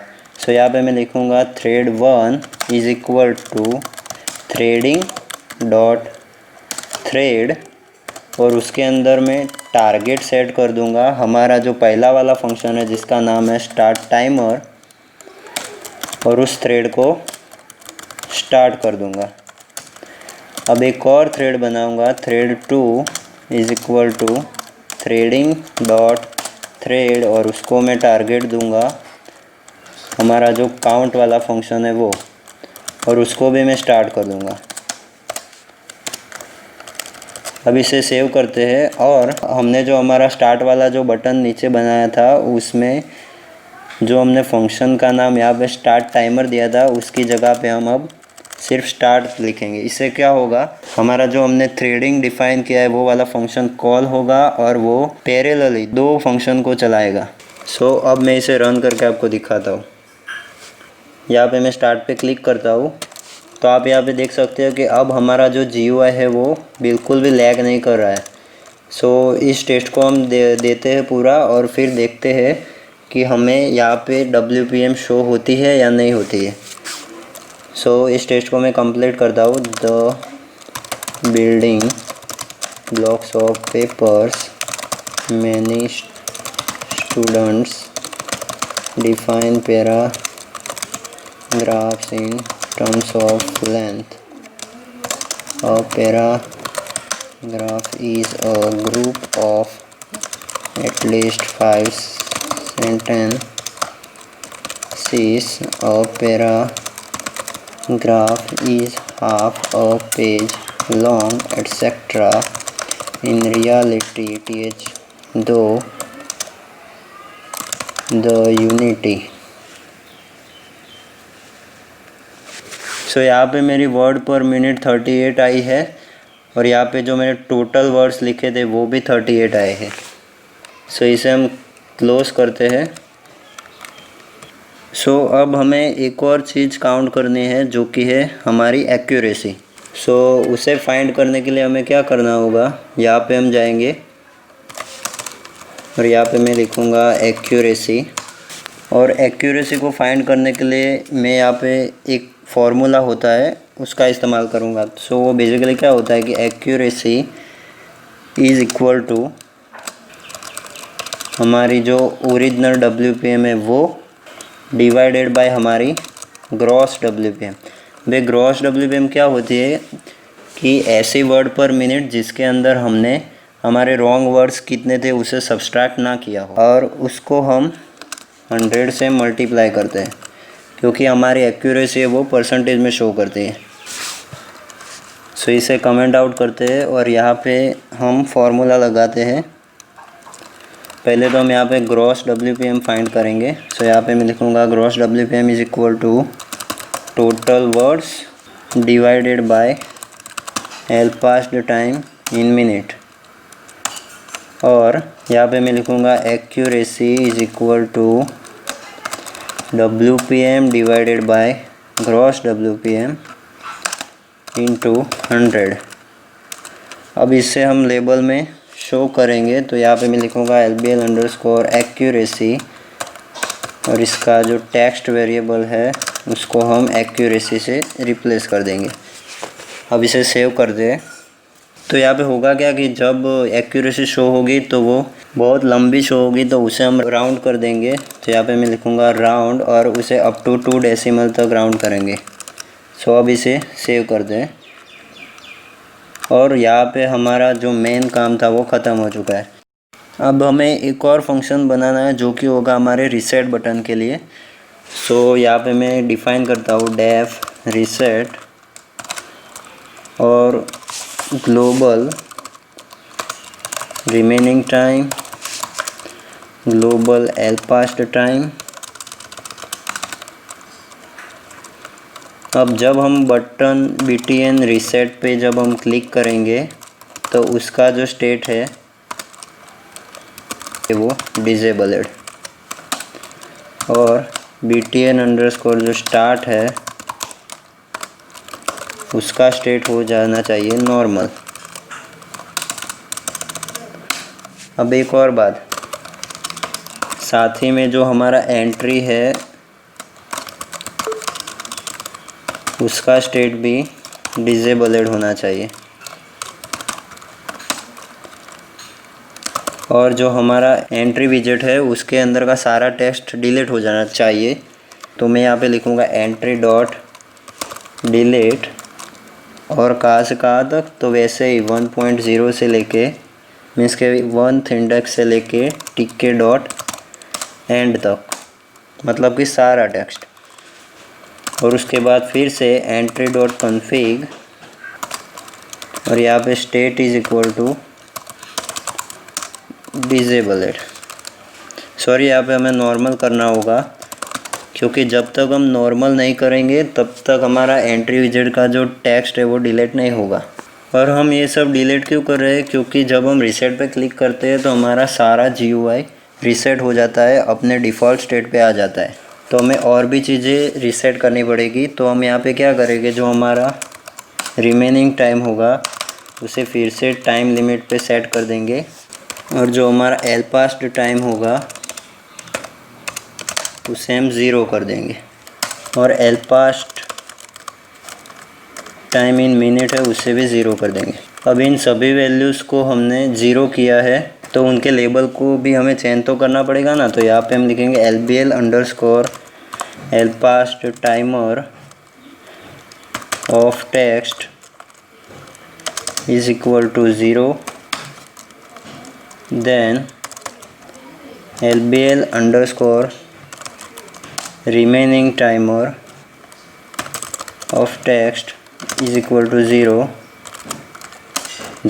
LBL_WPM of text is equal to 0, then LBL_accuracy of text is equal to 0, LBL_total words of text is equal to 0, and LBL_wrong words of text is equal to 0। Save करते हैं और अब फिर से हमारा सॉफ्टवेयर को run करके देखते हैं। सो अब मैं इसे स्टार्ट करता हूँ और यहाँ पे लिखता हूँ paragraphs are the building blocks of papers, many students define paragraphs in terms of length. Paragraph is a group of at least 5 sentences.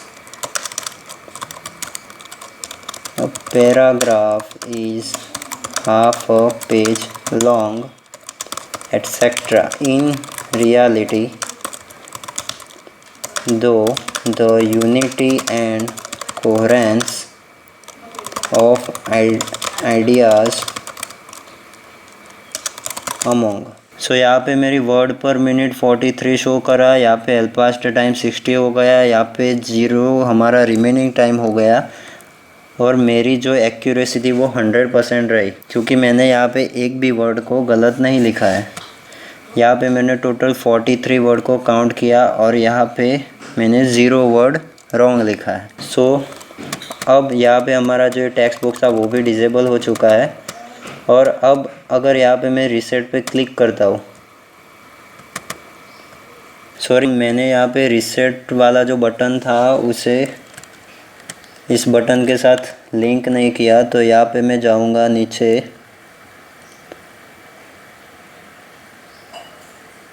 और ये जो हमारा कंट्रोल्स है इसमें कमांड इज इक्वल टू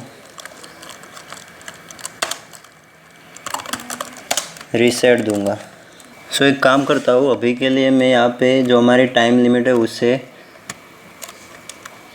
घटा के 10 सेकंड्स कर देता हूँ, ताकि हम फटाफट से रिज़ल्ट ले सकें। सो यहाँ पे मैं फिर से इसे रन करके देखता हूँ और यहाँ पे स्टार्ट करता हूँ paragraphs are the building blocks of papers. अब ये यहाँ पे जो WPM शो कर रहा है वो सिर्फ 10 सेकंड की है। सो आप ये एज्यूम मत कर लेना कि यहाँ पे रॉन्ग रिज़ल्ट दिखा रहा है। सो अभी हम क्या करेंगे, इस रीसेट बटन को चेक करेंगे। सो यहाँ पे मैं रीसेट पे क्लिक करता हूँ तो आप देख सकते हो कि यहाँ से सारा टेक्स्ट भी हट चुका है और ये सारे जो हमारे रिजल्ट थे वो 0 हो गए हैं। तो अब इसे क्लोज करते हैं और इसे वापस से मैं 60 कर देता हूँ।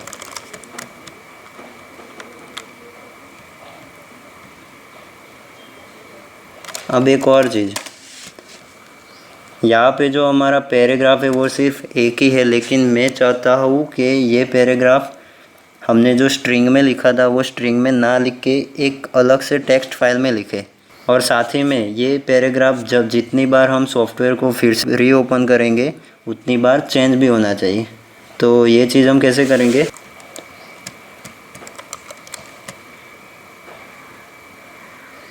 सॉरी इसको हमें 0 करने की कोई ज़रूरत नहीं थी, तो इसे मैं यहाँ पे डिलीट कर देता हूँ। सो पैराग्राफ वाली चीज़ करने के लिए हम यहाँ पे क्या करेंगे, यहाँ पे मैं लिखता हूँ चेंजिंग पैराग्राफ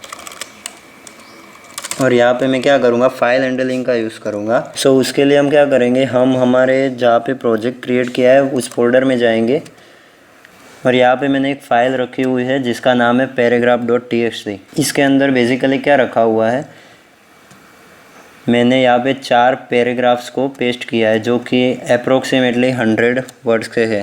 सो अब हम क्या करेंगे, फाइल हैंडलिंग का यूज़ करके इन पैराग्राफ्स को हमारे लेबल्स में रिप्लेस करेंगे। सो मैं यहाँ पे क्या करूँगा, यहाँ पे मैं एक लाइन लिखूँगा with open paragraphs dot txt और इसे हम एज अ एफ ट्रीट करेंगे। एफ मीन्स फाइल, जस्ट इसे हमने सिंपल सा नाम दिया है। सो यहाँ पे मैं लिखूँगा paragraphs is equal to F dot read line. अब ये रीड लाइन्स फंक्शन क्या करता है कि जो हमारा टेक्स्ट फाइल है उसमें से एक एक लाइन्स को रीड करेगा, लेकिन हमें सारी लाइन्स की ज़रूरत नहीं है। सो हमें कोई भी एक रैंडम सी लाइन उठानी है, तो उसके लिए हम क्या करेंगे, यहाँ पे जाएंगे और यहाँ पे एक और मॉड्यूल इंपोर्ट करेंगे, इंपोर्ट रैंडम। इसे सेव करते हैं और यहाँ पे नीचे आके मैं यहाँ पे लिखूँगा selected paragraph is equal to random dot choice from paragraphs. सेव करते हैं और इसे हमें कहाँ पे शो करना है, जो हमारा पैराग्राफ वाला लेबल जो हमने बनाया था वहाँ पे, ये रहा हमारा पैराग्राफ। तो अब इस वाले को हम डिलीट कर देंगे क्योंकि इसकी हमें ज़रूरत नहीं है और यहाँ पे हमने ऑलरेडी पहले से टेक्स्ट में सिलेक्टेड पैराग्राफ लिखा हुआ है। सो अब क्या करता हूँ, मैं इसे रन करता हूँ तो यहाँ पे अबुल कलाम आज़ाद जयंती का पैराग्राफ आ चुका है। अब मैं इसे फिर से रन करता हूँ तो ये पैराग्राफ चेंज हो चुका है। अब अगेन इसे रन करते हैं, फिर से अबुल कलाम आज़ाद, अगेन रन करते हैं, ये ब्रेल इज़ ए सिस्टम वाला पैराग्राफ। सो ये रैंडमली हमारा पैराग्राफ ले रहा है। सो गाइज अब हम लास्ट में एक टेस्ट दे देते हैं और फिर हमारा प्रोजेक्ट को ख़त्म करते हैं। So let's start the test.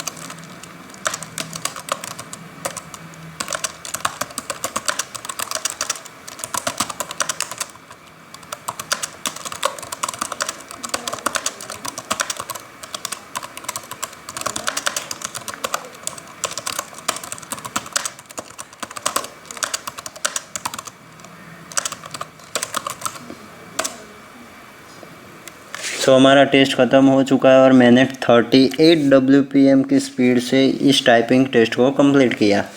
और इसमें मेरी एक्यूरेसी रही 100 और कॉन्ग्रेचुलेशंस टू मी क्योंकि मैंने एक भी रॉन्ग वर्ड्स यहाँ पे नहीं लिखा है। सो अब इसे रीसेट करते हैं और हमारे इस प्रोजेक्ट को क्लोज़ करते हैं। सो गाइज, आपको ये प्रोजेक्ट पसंद आया है तो इस वीडियो को अपने दोस्तों के साथ शेयर कीजिए, लाइक कीजिए और चैनल को सब्सक्राइब कीजिए।